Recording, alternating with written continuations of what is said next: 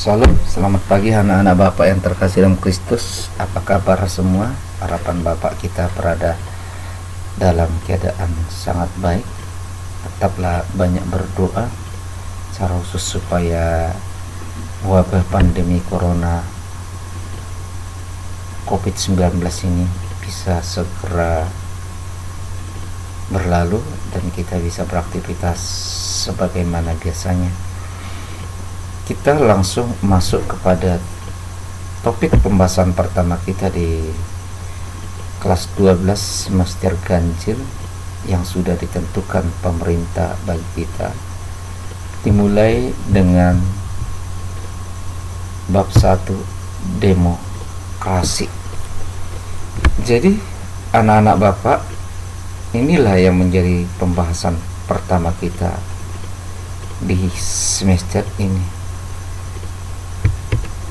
Karena ini adalah pembahasan yang lebih cenderung mengarah kepada PKN, maka yang berkaitan dengan pengertian demokrasi dan bagaimana hidup berdemokrasi di Indonesia dengan demokrasi Pancasilanya, itu mungkin akan Bapak jelaskan.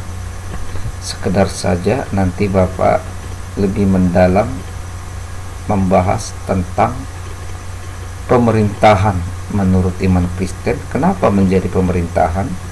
Karena di dalam Alkitab kita tidak temukan kata demokrasi. Tapi satu hal yang bisa kita ketahui, demokrasi itu erat kaitannya dengan pemerintahan. Dan kalau kita mencari dari tentang pemerintahan, baru kita menemukannya di dalam Alkitab. Langsung kita masuk ke kerangka pertama, pengertian demokrasi. Jadi anak-anak Bapak, secara etimologis atau asal usul kata, demokrasi itu sebenarnya berasal dari kata Yunani, dibentuk dari dua kata dasar, yaitu demos rakyat dan kratos atau kratein yang artinya pemerintahan. Jadi secara sederhananya, demokrasi itu berarti pemerintahan rakyat atau kedaulatan tertinggi dalam satu sistem demokrasi itu berada di tangan rakyat, bukan di tangan penguasa, bukan di tangan pemimpin, tapi rakyatlah yang berdaulat. Oleh karena itu, dalam istilah Latin dirumuskanlah filosofi demokrasi itu seperti ini: Vox populi vox Dei. Maksudnya apa? Suara rakyat. Perhatikan, suara rakyat adalah suara Tuhan. Bukan berarti mengatakan dalam satu sistem demokrasi rakyatlah Tuhannya, bukan. Ini yang Bapak katakan tadi filosofis. Perlu Anda ketahui, siapapun manusia, bahkan sebelum manusia mengenal agama, manusia sudah punya satu kepercayaan. Kenapa kepercayaan itu ada? Karena adanya kesadaran batin manusia bahwa ada satu keberadaan di luar kehidupan manusia, di luar yang bisa dilihat oleh mata manusia ini, yang bereksistensi tapi berintervensi terhadap kehidupan di dunia ini. Dan pribadi itu diakui setiap manusia lebih akbar, lebih berkuasa, lebih hebat, bahkan layak dipuja, diagungkan. Makanya nenek-nenek moyang kita dulu, bangsa Indonesia, sebelum masuk agama Hindu, Buddha, Islam, Kristen ke Indonesia, nenek moyang kita oleh karena adanya kesadaran batin yang demikian, sudah menciptakan ritual-ritual untuk mengakomodir keyakinan akan adanya yang ilahi. Dan manusia mengakui satu-satunya pribadi yang benar-benar lebih hebat, lebih agung, lebih pintar dan pantas dipuji itu. Secara filosofis disebutlah itu Tuhan. Inilah pribadi tertinggi. Jadi kalau dikatakan Vox Populi, Vox Dei, ini mau mengatakan dalam satu sistem demokrasi, suara Tuhan itulah suara rakyat itulah suara Tuhan. Dengan kata lain, rakyatlah yang punya otoritas tertinggi. Apapun yang diperkatakan oleh rakyat, itulah yang menjadi keputusan absolut yang tidak bisa diganggu gugat oleh apapun, termasuk oleh agamamu, agamaku, atau diganggu gugat oleh penguasa-penguasa tertentu. Jadi di sini kita lihat demokrasi itu punya filosofi yang agak berbeda dengan teokrasi. Apa yang disebut dengan teokrasi itu berarti pemerintahan Allah atau theos. Dengan kata lain, dalam satu sistem teokrasi yang punya otoritas tertinggi itu adalah Allah atau Tuhan. Dan apapun yang dikatakan rakyat itu harus senantiasa dinilai berdasar apa yang dikatakan Tuhan. Pernah atau tidak terjadi terlaksana sistem teokrasi di tengah-tengah dunia ini? Pernah. Bangsa Israel sejak mereka dipimpin oleh Musa keluar dari Mesir,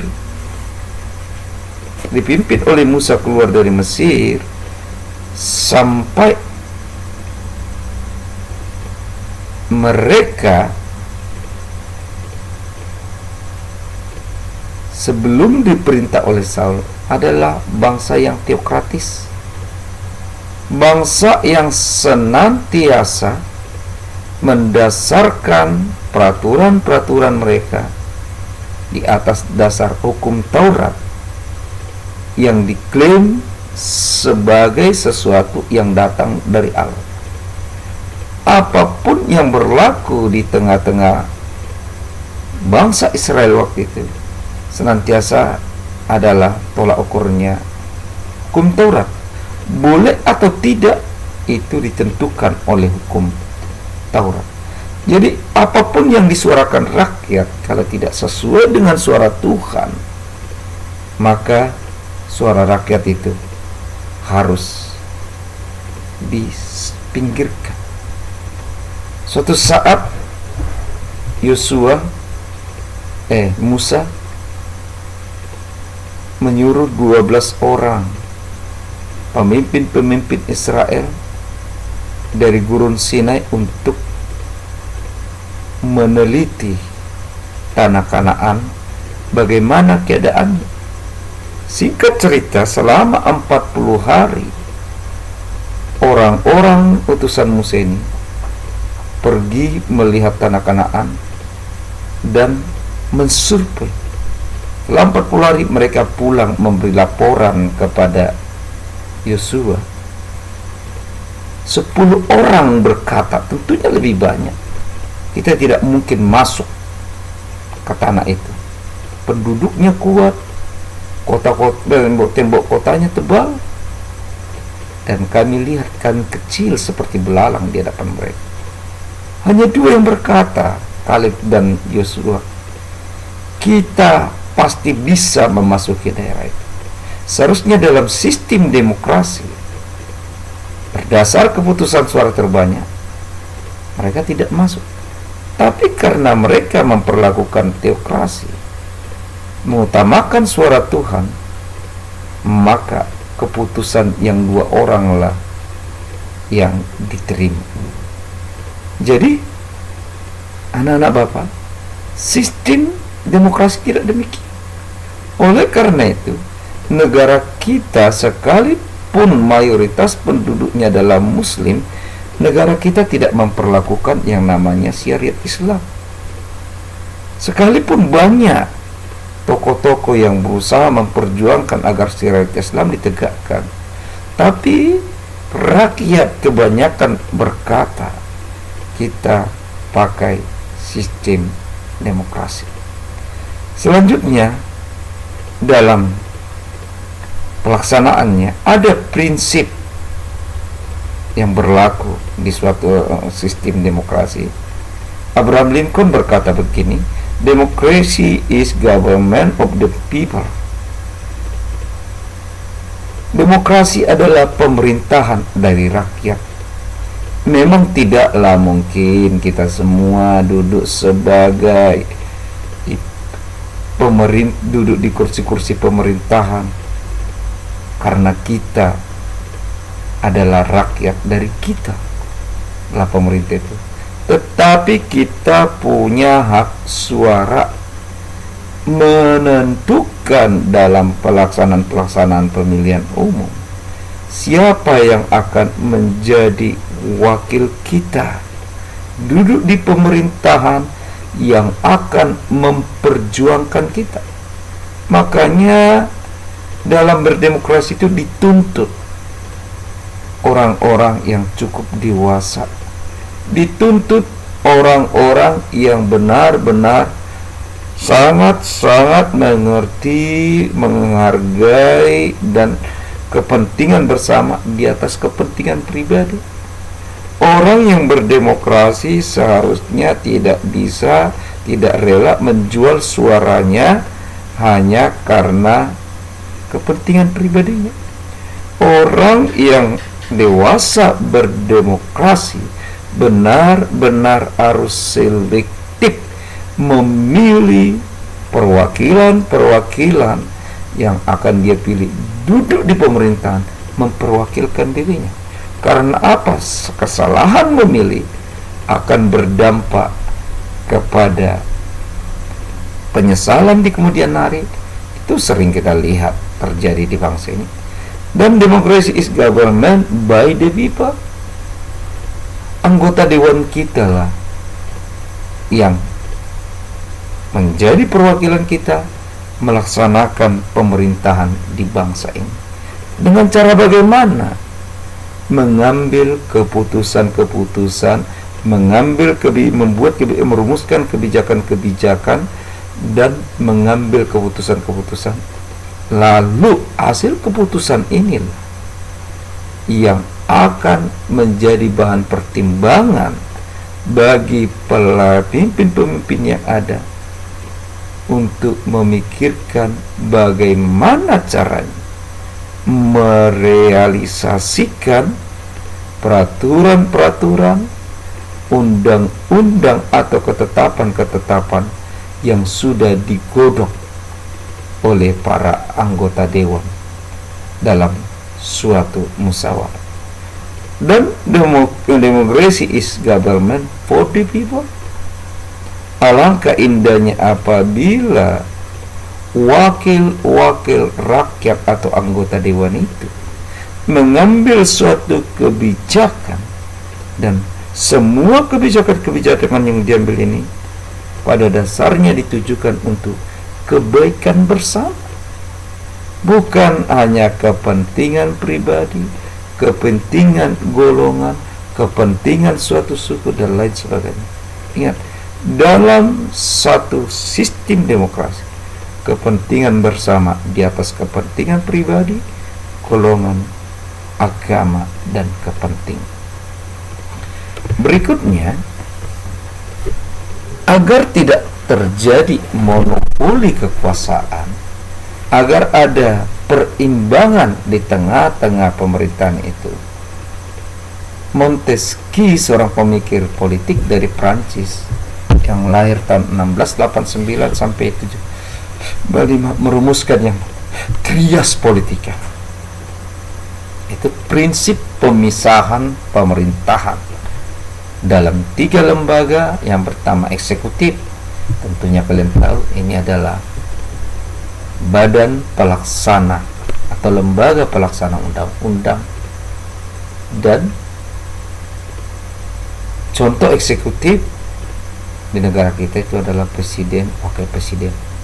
Kemudian legislatif, badan atau lembaga pembuat undang-undang seperti DPR. Kemudian yudikatif, badan atau lembaga pengontrol pelaksanaan undang-undang, menguji dan mengambil kebijakan-kebijakan untuk suatu keputusan terbaik apabila terjadi ada pertentangan-pertentangan, secara khusus seperti yang terjadi waktu Pilpres 2019 ketika pihak dari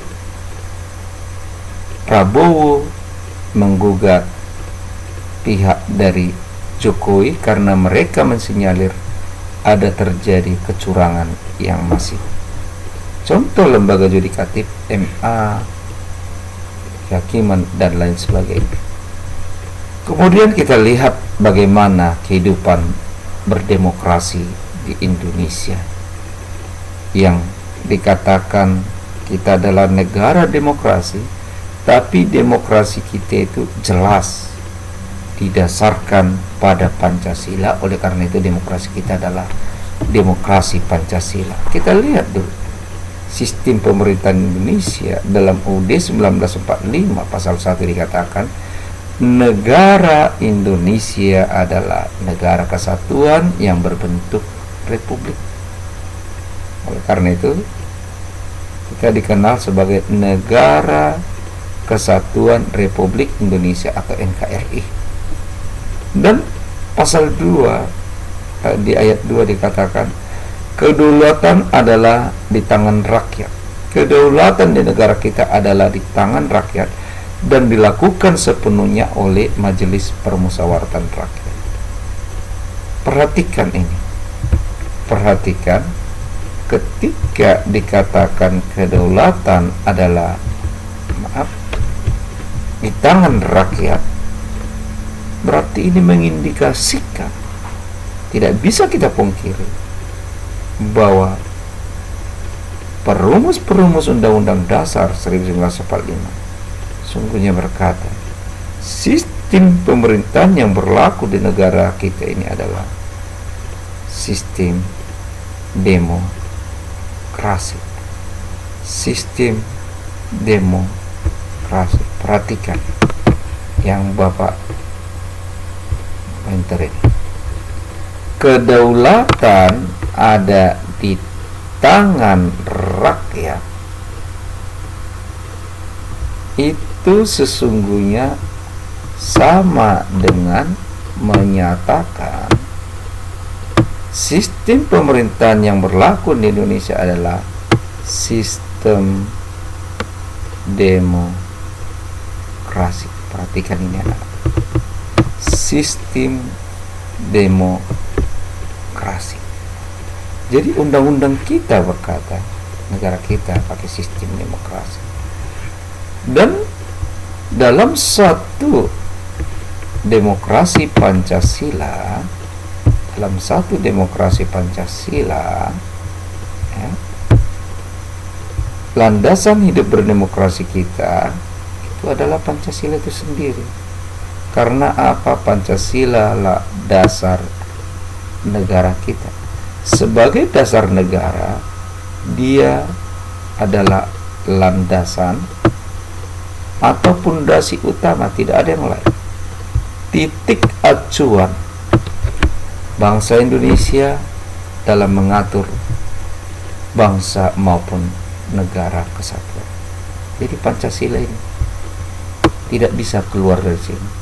Bukan Al-Quran, bukan Alkitab, bukan Tripitaka, Weda dan lain sebagainya. Pancasila. Selanjutnya dalam demokrasi demokrasi Pancasila ada dua ajas yang berlaku. Pertama, ajas kerakyatan. Apa maksudnya? Ajas kerakyatan ini menekankan, mengarahkan supaya bangsa Indonesia mempunyai suatu kesadaran dasar, yang punya rasa cinta serta padu dengan rakyat, sehingga mewujudkan cita-cita yang satu cita-cita kita. Kemudian ajas musyawarah, supaya bangsa Indonesia memperhatikan aspirasi serta kehendak semua rakyat melalui permusyawaratan untuk mencapai sebuah kesepakatan.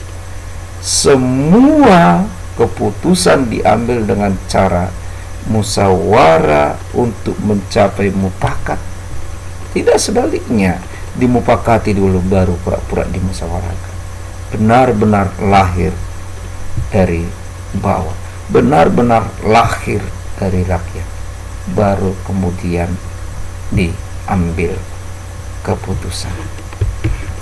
Beberapa prinsip sistem demokrasi Pancasila memastikan adanya perlindungan HAM. Perhatikan ini, keputusan diambil dengan jalan musyawarah.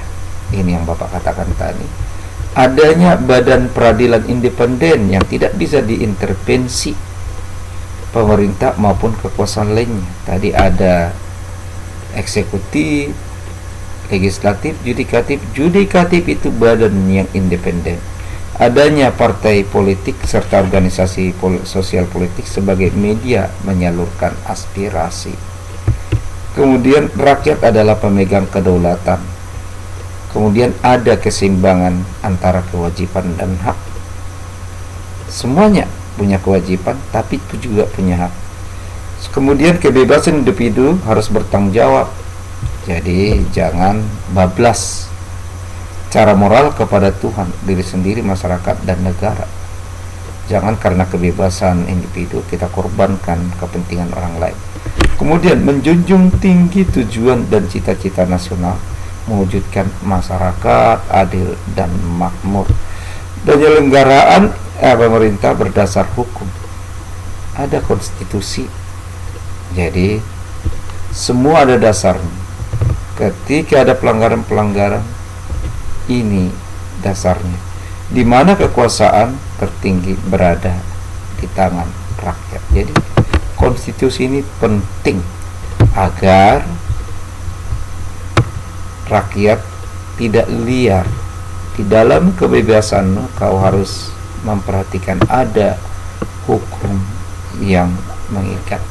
Jadi demikian dulu anak-anak Bapak yang bisa Bapak sampaikan. Nanti akan Bapak lanjutkan kalau tidak ada halangan minggu depan. Sementara kalian pelajari secara cermat, kemudian buat ringkasan kecil sebelum nanti kita tuntaskan minggu depan. Sampai jumpa, Tuhan memberkati. Salam.